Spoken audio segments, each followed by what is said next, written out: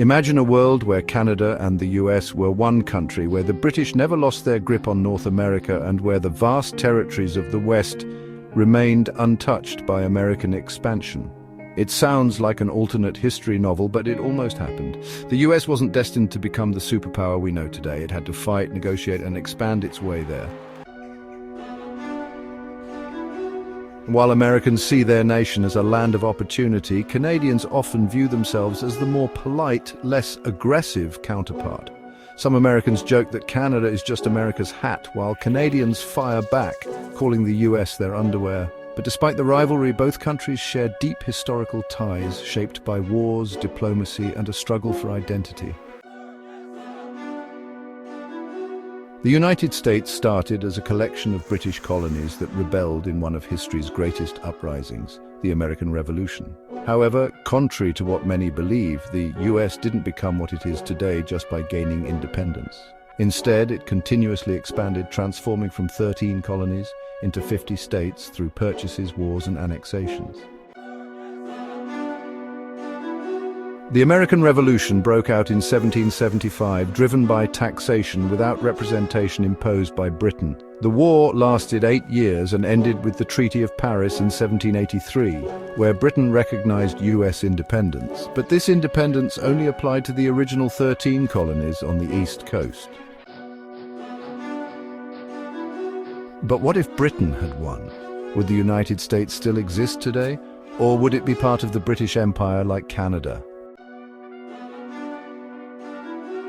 The newly formed United States didn't stop at independence. It aggressively expanded its borders through a mix of land purchases, wars, and annexations.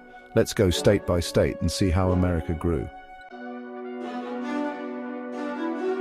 Vermont was an independent republic before joining the United States. It declared independence from both New York and British rule in 1777, but it wasn't until 1791 that it became the 14th state. Both Kentucky and Tennessee were originally part of Virginia and North Carolina respectively, but they became states as settlers pushed westward.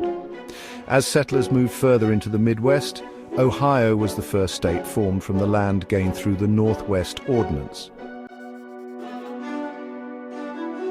Imagine if Napoleon never sold Louisiana. Would France still have a foothold in North America today? In 1803, the US made one of the biggest real estate deals in history, purchasing Louisiana territory from France for $15 million. This land included present-day Louisiana, Arkansas, Missouri, Iowa, Minnesota, North Dakota, South Dakota, Nebraska, Kansas, Oklahoma, and parts of Montana, Wyoming, and Colorado. But why did France sell such a massive piece of land? Napoleon needed money for his European wars and had little interest in maintaining a colony so far away. Florida wasn't peacefully handed over. American settlers and militias led by Andrew Jackson had already begun taking over parts of Florida in unauthorized military actions. Jackson's forces even attacked Spanish forts, leaving Madrid humiliated and realizing it could no longer control distant colonies. Spain, already weakened by losing much of its empire, chose to cede Florida to the US in the Adams-Onis Treaty. Would Florida still be Spanish today if Spain had been stronger?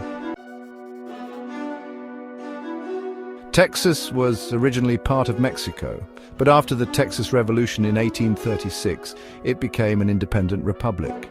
However, tensions between Texas and Mexico remained high. In 1845, Texas joined the US, leading to war with Mexico. But why did Mexico care so much about Texas? Well, Texas wasn't just any piece of land. It was massive, rich in resources, and home to American settlers who wanted independence. After Texas joined the United States, Mexico saw it as an act of aggression, leading to the Mexican-American War from 1846 to 1848. The United States decisively won, and through the Treaty of Guadalupe Hidalgo, acquired present-day California, Nevada, Utah, Arizona, New Mexico, and parts of Colorado and Wyoming. Interestingly, despite winning the war, the United States paid Mexico $15 million as part of the treaty. Some say it was a diplomatic move to maintain peace, while others argue it was a way to justify taking Mexican land. What if Mexico had won? Would the southwestern United States be part of Mexico today? The United States and Britain both claimed Oregon. The dispute was settled peacefully, dividing the land between the United States and Canada along the 49th parallel. But what if the United States had pushed further north? Would parts of modern Canada be American today? The United States bought Alaska from Russia for $7.2 million. Many Americans mocked the purchase, calling it a waste of money. But little did they know, Alaska held massive reserves of gold, oil, and other resources. Did Russia make a mistake selling Alaska? Unlike other states, Hawaii was forcibly annexed after the United States backed the overthrow of Queen Liliuokalani. The U.S. forced her to abdicate her throne, and Hawaii eventually became a state in 1959. The islands became a key location for sugar plantations, and later a major tourist destination.